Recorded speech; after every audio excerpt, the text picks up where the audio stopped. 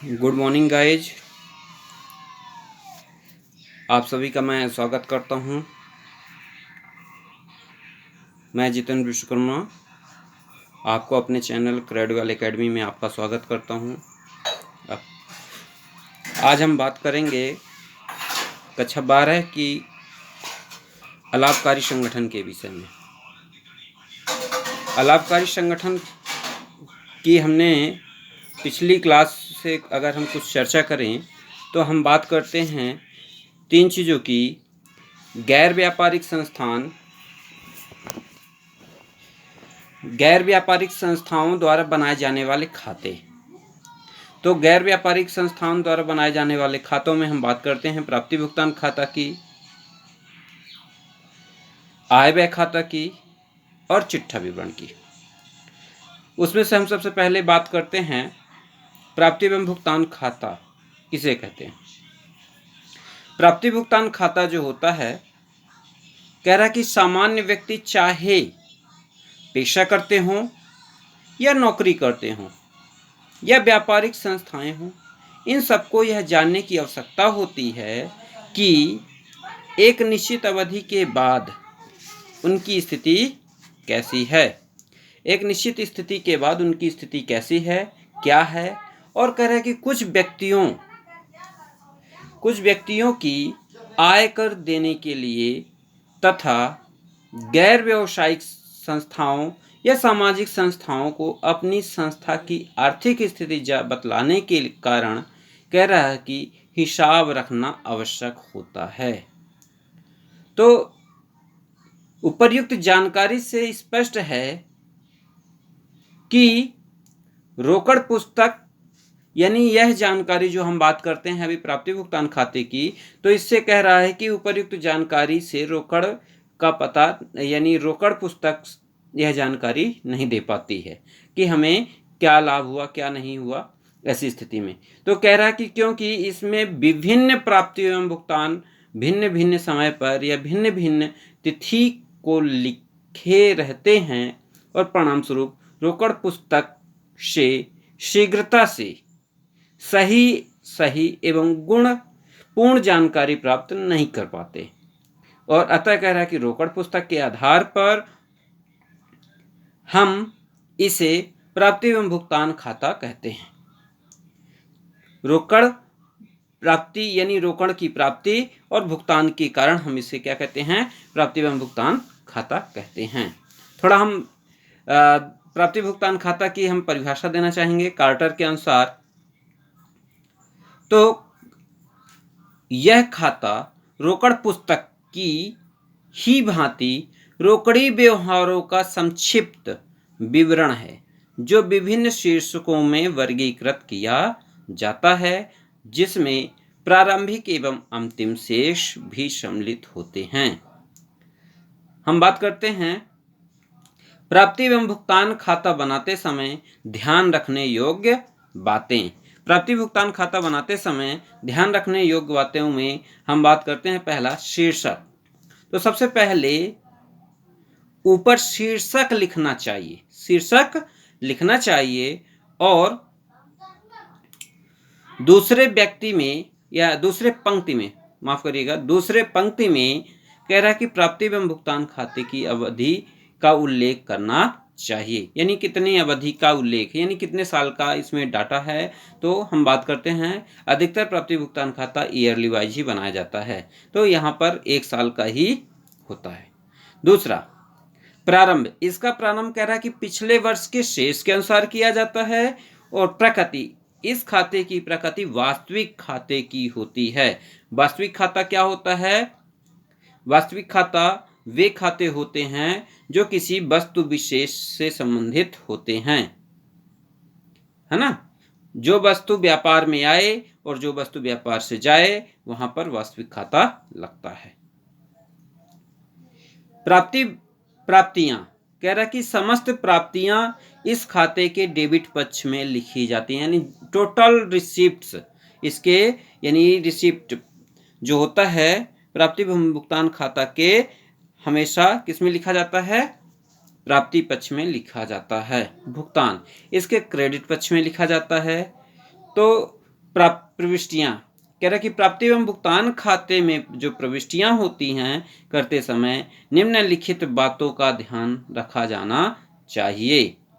पहला, प्राप्ति भुगतान खाते में भुगतान की गई प्रविष्टियां किसी भी वर्ष से संबंधित हो सकती हैं। यानी कहने का मतलब है कि प्राप्ति भुगतान खाते में जो भी प्रविष्टियां की गई होती हैं वो या तो करेंट ईयर यानी अभी जो चालू वर्ष है, और गत वर्ष जो पिछला हुआ, और जो आगामी वर्ष है। यानी कहने का मतलब है कि वर्तमान वर्ष, गत वर्ष और भविष्य का जो आने वाला साल है उनसे संबंधित होंगी। फिर दूसरा है, प्राप्ति एवं भुगतान खाता लिखते समय पूंजीगत एवं आगमगत मदों में अंतर नहीं करना है। पूंजीगत और आगमगत मदें क्या होती हैं? पूंजीगत मदें वे मदें होती हैं जो जिनका संबंध 10,000 से ऊपर और करोड़ों की हो सकती है, उन्हें पूंजीगत मदें कहा जा सकता है। और इसमें अधिकतर पूंजी से संबंधित मदें होती हैं, यानी इनकी जो लागत होती है वो ज़्यादा होती है। आगमगत मदें, आगमगत मदें यानी कह रहा कि वे मदें जिनकी जो वैल्यू है वो थोड़ा कम होती है या कम ही होती है। इसमें अदत्त व्यय, पूर्वदत्त व्यय, उपार्जित आय, अनुपार्जित आय का लेखा नहीं किया जाता, अर्थात इसमें समायोजन नहीं किए जाते हैं। रोकड़ बही का संक्षिप्त रूप, कह रहा है कि प्राप्ति भुगतान खाता रोकड़ बही का संक्षिप्त रूप होता है, अतः इसको पुस्तपालन एवं लेखाकर्म का अंग नहीं माना जाता। क्या कह रहा है कि इसे पुस्तपालन और लेखाकर्म का अंग नहीं माना जाता। पूंजी एवं आगम, कह रहा है कि इसमें सभी प्रकार की पूंजीगत एवं आगमगत प्राप्तियां एवं आगमगत या पूंजीगत भुगतानों का लेखा रहता है। यानी कह रहा है कि इसमें पूंजीगत और आगमगत दोनों प्रकार की मदों का लेखा किया जाता है, और इसलिए इसके आधार पर तलपट या चिट्ठा नहीं बनाया जा सकता। यानी कहने का मतलब है इसमें सभी प्रकार के लेखे किए जाते हैं, जिसकी वजह से यहाँ पर इसके आधार पर तलपट या चिट्ठा नहीं बनाया जा सकता। फिर अगला है, समायोजन नहीं किया जाता। समायोजन नहीं किया जाता यानी इसमें कह रहा है कि ह्रास, अभी मैंने पहले बताया था कि इसमें समायोजन नहीं किए जाते हैं, तो ह्रास, अशुद्ध ऋण जो होता है या समायोजन का लेखा नहीं किया जाता। अंतिम रोकड़ शेष, इस खाते का जो अंत है वो क्रेडिट पक्ष में रोकड़ शेष से होता है और इस वर्ष के अंतिम रोकड़ शेष को बताता है। आर्थिक चिट्ठा, इसके आधार पर आर्थिक चिट्ठा तैयार नहीं किया जा सकता। ठीक है। प्राप्ति भुगतान खाता कह रहा है कि किसी भी संस्था की आर्थिक स्थिति का द्योतक नहीं है, यह ऐसा कहा गया है। तो हम कारण जानेंगे कि प्राप्ति भुगतान खाता किसी भी संस्था की आर्थिक स्थिति का द्योतक नहीं है। क्यों? क्योंकि यह खाता कह रहा है कि रोकड़ बही के समान ही बनाया जाता है। यानी जो हमारी रोकड़ बही होती है, आपने कक्षा 11 में पढ़ा होगा रोकड़ बही, तो उस समय रोकड़ बही में जो यह जो प्राप्ति भुगतान खाता है यह रोकड़ बही के समान ही बनाया जाता है। और इस खाते में कह रहा है कि रोकड़ बही के समान बनाया जाता है जिसमें सिर्फ नगद प्राप्तियों एवं नगद भुगतानों का लेखा ही किया जाता है। अतः यह रोकड़ बही का एक सारांश मात्र होता है। दूसरा, इस खाते में समस्त आयगत एवं पूंजीगत मदों का लेखा होता है, चाहे वे इस वर्ष के हों या आगामी वर्ष के हों। इसके बाद तीसरा पॉइंट है कि पिछले वर्षों के दायित्व, इसमें पिछले वर्षों के दायित्वों एवं संपत्तियों तथा पूंजी शेष का ज्ञान भी नहीं होता। कह रहा है कि पिछले साल की जो हमारी संपत्तियां हैं या दायित्व हैं उनका हमें पता नहीं चल पाता। इसका अंतर है रोकड़ शेष नहीं, इसका अंतर रोकड़ शेष ही बताता है। क्या बताता है? इसका अंतर रोकड़ शेष ही बताता है, जिसका शेष हमेशा डेबिट ही होता है। तो इस प्रकार कह रहा है कि उपरोक्त विवेचन से स्पष्ट है कि प्राप्ति भुगतान खाता सिर्फ रोकड़ बही का संक्षिप्त रूप है और इसका शेष हमेशा डेबिट होता है, और इसके अलावा रोकड़ शेष किसी भी संस्था की आर्थिक स्थिति का द्योतक, आर्थिक स्थिति को नहीं बतला सकता है। ठीक है। इसलिए इसके बनाने के बाद भी आय व्यय खाता एक चिट्ठा मतलब कह रहा है कि प्राप्ति भुगतान खाता बनाने के बाद भी आय व्यय खाता तथा चिट्ठा बनाया जाता है। प्राप्ति भुगतान खाता और रोकड़ खाता में थोड़ा सा अंतर शॉर्ट में मैं बताऊंगा। प्राप्ति भुगतान खाता और रोकड़ वही में क्या अंतर है, इसको समझिए। तो कह रहा है कि रोकड़ खाता जो होता है इसमें प्रतिदिन लेखा किया जाता है। किसका लेखा किया जाता है? रोकड़ खाता में हम सिर्फ रोकड़ का ही लेखा लेन देन करते हैं, जबकि प्राप्ति भुगतान खाते में इसे वर्ष में एक बार ही तैयार किया जाता है। कह रहा है कि रोकड़ खाता जो है ये प्रतिदिन लिखे जाते हैं, जबकि प्राप्ति भुगतान खाता प्रतिदिन तैयार नहीं किए जाते, बल्कि साल में तैयार किए जाते हैं। तारीख इसमें लिखे तिथिवार किए जाते हैं, जबकि इसमें लिखे तिथिवार नहीं किए जाते। शीर्षकों में विभाजन कह रहा है कि इसके समस्त व्यवहार विस्तार से लिखे जाते हैं और इसकी प्रकृति के आधार पर कह रहा है कि इसमें विभाजन भी नहीं किया जाता। किसमें? रोकड़ खाता में। जबकि प्राप्ति भुगतान खाते में शीर्षकों में विभाजन करके लेखा किया जाता है। फिर अगला है शीर्षक। शीर्षक में संस्था का नाम नहीं होता और ना ही तारीख दी जाती है। इसमें शीर्षक में संस्था को नाम और तैयार करने की तारीख भी लिखी जाती है। फिर अगला है यह खाता व्यापारिक संस्थाओं और गैर व्यापारिक संस्थाओं द्वारा भी तैयार किया जाता है, और यह खाता सिर्फ गैर व्यावसायिक संस्था या पेशेवर व्यक्ति द्वारा ही तैयार करते हैं। अब हम बात करते हैं प्राप्त बनाने का। तो कह रहा है कि इस खाते को तैयार करने के लिए आधार संस्था में होने वाली नगद व्यवहार हैं। कह रहा है कि जो रोकड़ खाता बनाया जाता है उसमें नगद व्यवहार ही लिखे जाते हैं, जबकि प्राप्ति भुगतान खाता है यह रोकड़ वही के आधार पर ही तैयार किया जाता है। आगे देखते हैं, यह एक स्वतंत्र खाता होता है। रोकड़ वही का यह एक स्वतंत्र खाता होता है, जबकि यह रोकड़ खाते का सारांश होता है। प्राप्ति भुगतान खाता रोकड़ खाते का सारांश होता है। अब हम थोड़ा देखते हैं प्राप्ति भुगतान खाते का प्रारूप। प्राप्ति भुगतान खाते के प्रारूप में हम बात करते हैं। इसमें दो पक्ष होते हैं, एक डेबिट पक्ष होता है, एक क्रेडिट पक्ष होता है। तो हम सबसे पहले बात करते हैं रिसिप्ट पक्ष की और पेमेंट पक्ष की। रिसिप्ट को हम डेबिट पक्ष बोलते हैं और पेमेंट को क्रेडिट पक्ष बोलते हैं। इसमें पर्टिकुलर अमाउंट 4 कॉलम बनते हैं, और पहला जो कॉलम होता है पर्टिकुलर और अमाउंट का, ये रिसिप्ट कहलाता है, और सेकंड पर्टिकुलर और अमाउंट जो होता है वो पेमेंट का होता है।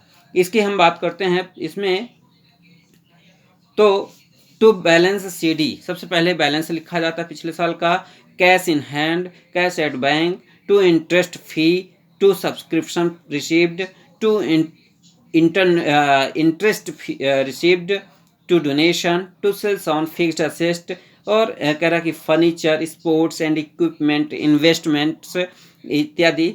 इसके अलावा to income from drama, to sales on कह रहा कि सेल ऑफ वेस्ट पेपर या स्क्रैप, यानी जो हमारा रद्दी पेपर होता है उसके विषय में।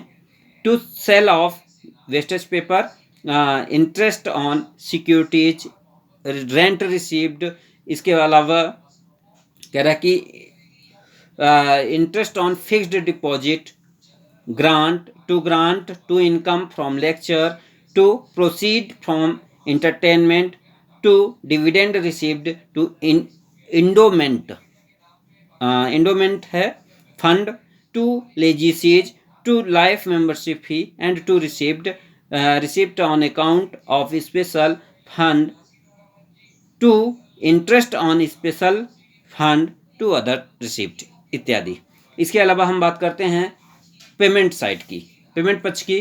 तो कह रहा है कि by rent and tax, by salary and wages, by furniture, by books, by investment, by printing and stationery, by electricity expenses, and by salary expenses, by advertisement, by fixed deposit, by drawing, by office expenses. इसके अलावा by loan, government loan, by newspaper, magazine, periodicals, by postage, by receipts, repairs, by charity, by audit fee, and by maintenance and entertainment expenses, by insurance, by honorarium, and by bar expenses, by war purchase, by welding purchase, by sports and equipment and welding, by construction, by cost of land, by cost of payments, and by other payments, by balance CD, cash in hand eight cash at bank last में। तो इस प्रकार कह रहा है कि प्राप्ति भुगतान खाता में इस प्रकार का ये इसका प्रारूप है। और हम बात करते हैं अब आय व्यय खाता की। आय व्यय खाता होता क्या है? आय व्यय खाता, सबसे पहले हम बात करते हैं आय व्यय खाता की। तो आय व्यय खाता क्या होता है? इसके नाम से ही प्रतीत हो रहा है आय और व्यय। कह रहा है कि रोकड़ बही प्राप्ति एवं भुगतान खाते से यह नहीं मालूम पड़ता कि एक संबंधित वित्तीय वर्ष में वास्तविक रूप से आय से व्यय अधिक रहा या व्यय से आय अधिक रही। इसका मुख्य कारण इसमें उधार लेन देनों का ना लिखा जाना है। वित्तीय वर्ष के अंत में संभव हो सकता है कि कई प्राप्तियां, है ना, एवं भुगतान देने एवं लेने हों। अतः कह रहा है कि इस स्थिति की जानकारी के लिए हमें आय और व्यय खाता तैयार करना चाहिए। पेशेवर व्यक्ति या गैर व्यापारिक संस्थाएं या अपनी स्थिति जानने के उद्देश्य से आय और व्यय खाता बनाती है और इसके बनाने से संस्था को यह जानकारी हो जाती है कि संस्था की वर्ष की आय में कह रहा है कि अधिक रही या व्यय अधिक रहा। इससे ये पता चल जाता है। हम बॉटली वाई के अनुसार जानना चाहेंगे, यह एक आयगत खाता है जो कि व्यापारिक संस्थाओं द्वारा बनाया जाता है, जैसे कि शिक्षण संस्थाएं, अस्पताल, और एक निश्चित अवधि में अर्जित समस्त आय को सम्मिलित करता है। डाबर ने भी परिभाषा दी है अपनी। कह रहा है कि आय व्यय खाता वास्तव में लाभ हानि खाता है, परंतु कह रहा है कि गैर व्यापारिक संस्थाएं लाभ एवं हानि प्रदर्शित नहीं कर सकती, अतः उनके खाते को कह रहा है कि आय व्यय खाता कहा जाता है। अब हम बात करते हैं आय व्यय खाता बनाने संबंधी ध्यान देने योग्य बातें या विशेषताएं। तो पहला प्रकृति, कह रहा है कि आय व्यय खाते की जो प्रकृति होती है वो कैसी होती है? नाम मात्र की प्रकृति होती है। दूसरा, व्यय में डेबिट, कह रहा है कि इसके समस्त व्यय जो होते हैं इसके डेबिट पक्ष में होते हैं। और आय में क्रेडिट, कह रहा है कि इसके समस्त क्रेडिट यानी समस्त जो आय होगी, चाहे किन्हीं भी साधनों से मिली हुई आय हो, इसको हम क्रेडिट पक्ष में लिखेंगे। फिर आयगत मदे, आयगत मदे इसमें कह रहा है कि केवल, ये बहुत ही मोस्ट इम्पोर्टेंट पॉइंट है इसलिए मैं इसको थोड़ा सा बताना चाहता हूँ। आयगत मदे इसमें केवल चालू वर्ष से संबंधित आयगत प्राप्ति एवं व्यय का लेखा किया जाता है। क्या कह रहा है कि इसमें केवल चालू वर्ष की आयगत प्राप्ति एवं व्यय का लेखा किया जाता है।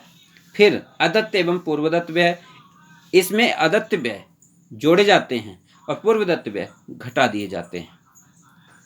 आय, अग्रिम आय घटाई जाती है और अप्राप्य आय जोड़ी जाती है। यानी अग्रिम आय यानी जो एडवांस में आय प्राप्त हो गई है उसको घटाई जाती है, और जो अप्राप्य आय है यानी जो प्राप्त नहीं हुई है ऐसी आय को जोड़ी जाती है। पूंजीगत मदे, इसमें पूंजीगत प्राप्तियां एवं पूंजीगत जो भुगतान है उनका लेखा नहीं किया जाता है। अवधि, कह रहा है कि चालू वर्ष से संबंधित आयगत व्यय व आयगत प्राप्ति का ही लेखा इस खाते में किया जाता है, और गत वर्ष या अगले वर्ष के व्यय घटा दिए जाते हैं। शेष, आय का व्ययों पर अधिक, आय का व्ययों पर अधिक कहलाता है या सरप्लस कहलाता है। वह व्ययों का आय पर अधिक किसी आय व्यय का आय पर अधिक को हम क्या कहते हैं?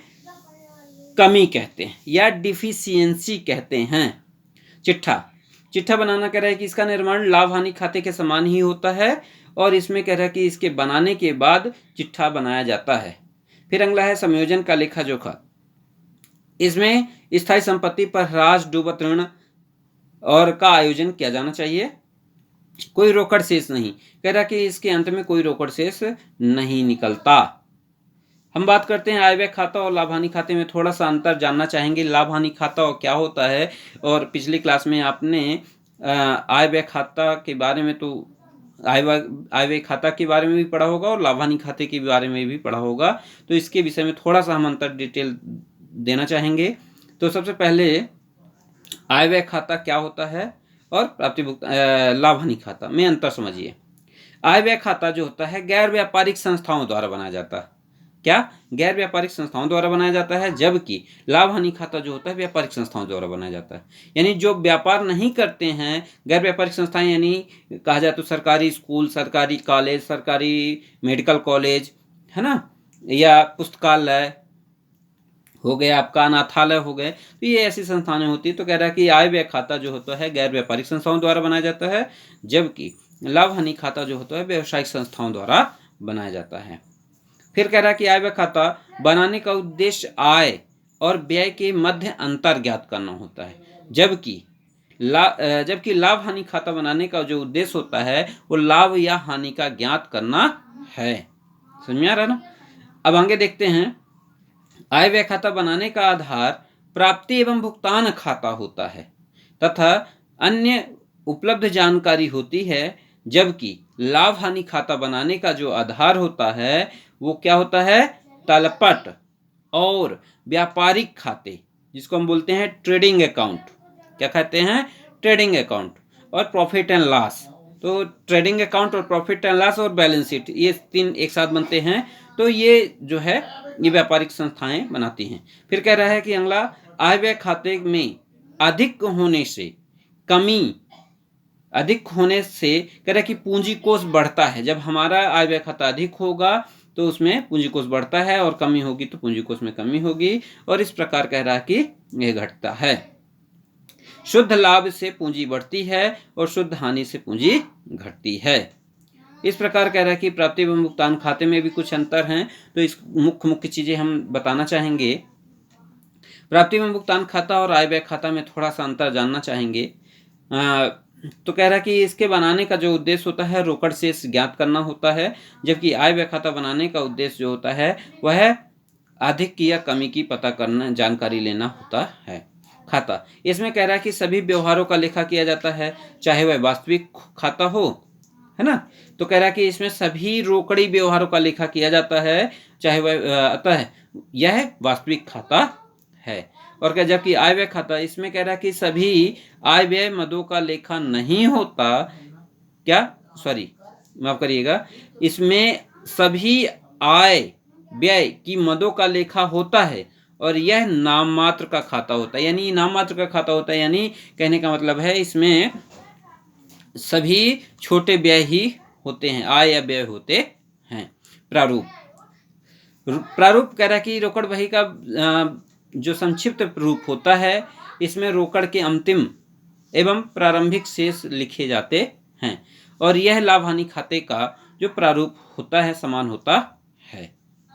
अब आगे देखें मदे, इसमें सभी रोकड़ी प्राप्तियों एवं भुगतानों का लेखा किया जाता है। रोकड़ी यानी रोकड़ से संबंधित होना चाहिए। इसमें सिर्फ चालू वर्ष से संबंधित आय व व्यय का लेखा किया जाता है। पूंजी और आगम, कह रहे कि इसमें सभी प्रकार की मदों का लेखा किया जाता है, जबकि इसमें आगमगत व आयगत मदों व्ययों का ही लेखा किया जाता है।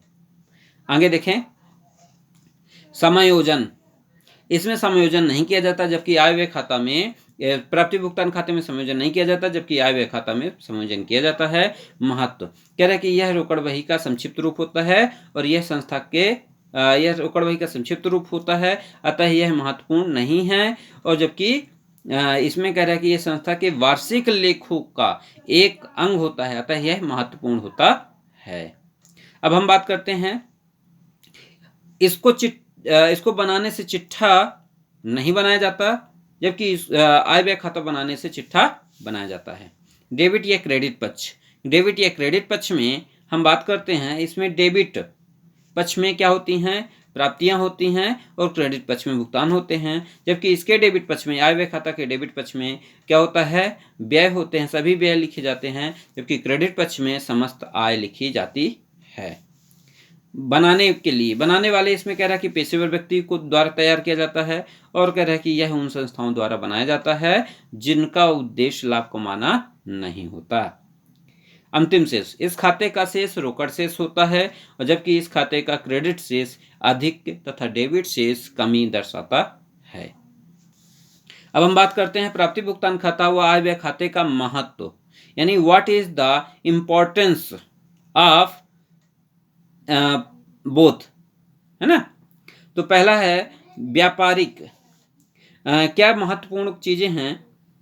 गैर व्यवसायिक संस्थाओं के लिए प्राप्ति एवं भुगतान खाता एवं आय व्यय खाते का विरोध विशेष महत्व है। कैसा महत्व है, विशेष महत्व है। चूंकि गैर व्यवसायिक संस्थाओं का उद्देश्य लाभ कमाना नहीं होता है और अतः वे लाभ हानि खाता नहीं बनाते और ये संस्थाएं अपनी लेखा पद्धति रोकड़ पद्धति के आधार पर रखती है और इनकी खुद की पद्धति, यानी कहने का मतलब है ये रोकड़ पद्धति के आधार पर ही रखते हैं। पहला, इन खातों के माध्यम से संस्थाएं वर्ष भर विभिन्न स्रोतों से आय प्राप्त करती हैं और साथ ही विभिन्न मदों पर विभिन्न व्ययों को क्या करती हैं, यानी विभिन्न मदों पर व्यय भी करती हैं।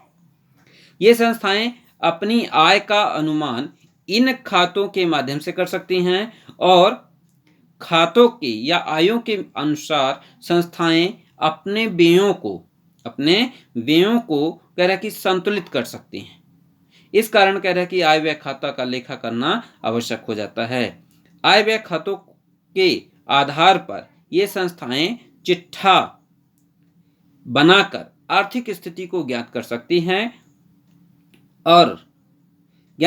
हैं यह संस्थाएं इन खातों के माध्यम से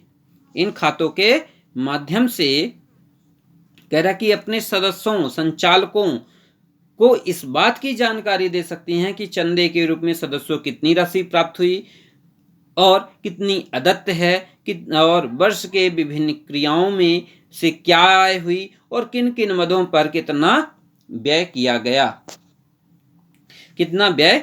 गया है। इसके आधार पर वह अपनी क्रियाओं के लिए योजना बना सकता है।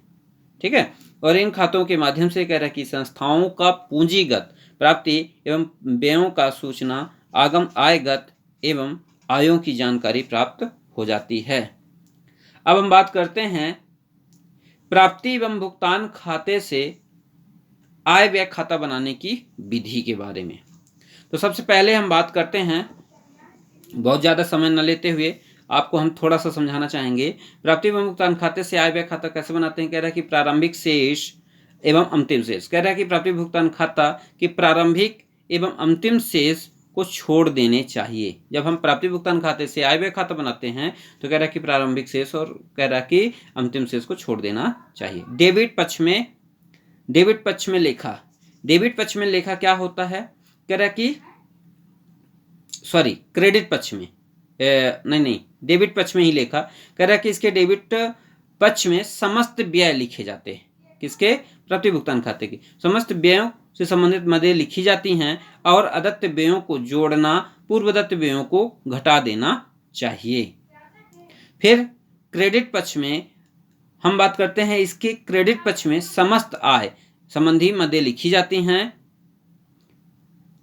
माफ करिएगा, मैंने डेबिट पक्ष में अभी मैंने बताया कि अपन बात कर रहे हैं प्राप्ति एवं भुगतान खाते से आय व्यय खाता बनाने की विधि। तो आय व्यय खाते के डेबिट पक्ष की बात कर रहे हैं। यहाँ पर क्रेडिट पक्ष की बात करते हैं तो क्रेडिट पक्ष में, इसके क्रेडिट पक्ष में समस्त आय संबंधी मदें लिखी जाती हैं और उपार्जित आय को जोड़ना तथा अनुपार्जित आय को घटा देना चाहिए। पूंजीगत प्राप्तियों एवं भुगतानों को छोड़ देना चाहिए। पूंजीगत मदें यानी पूंजीगत प्राप्तियों एवं भुगतानों को छोड़ देना चाहिए। फिर कह रहा है कि समस्त समस्त समायोजन, ह्रास, डूबत ऋण आदि का संयोजन करना चाहिए। गत वर्ष एवं आगामी वर्ष की मदें, कह रहे कि जो प्राप्ति एवं भुगतान खाते इस वर्ष से संबंधित नहीं हों एवं जो अगले वर्ष से संबंधित हों या अग्रिम आय हो या उन्हें अग्रिम आय हो तो उन्हें छोड़ देना चाहिए। अन्य मदों का लेखा, कह रहा है कि लाभ हानि पर प्रभाव डालने वाले अन्य संयोजनों का लेखा करना चाहिए और उपर्युक्त विधि से बनाए गए आय व्यय खाते को क्रेडिट शेष, और क्रेडिट शेष क्या दर्शाता है? आधिक्य बताएगा। अगर डेबिट शेष है तो घाटा दर्शाता है या कमी दर्शाता है, डिफिसिट दर्शाता है, जो कि चालू वर्ष के लिए परिणाम होता है। आप सबके लिए आज का जो कोर्स है इतना ही। हमारे चैनल को यदि आप पसंद करते हैं तो उसको लाइक करें, सब्सक्राइब करें और दूसरे व्यक्तियों को शेयर करें। जय हिंद, जय भारत।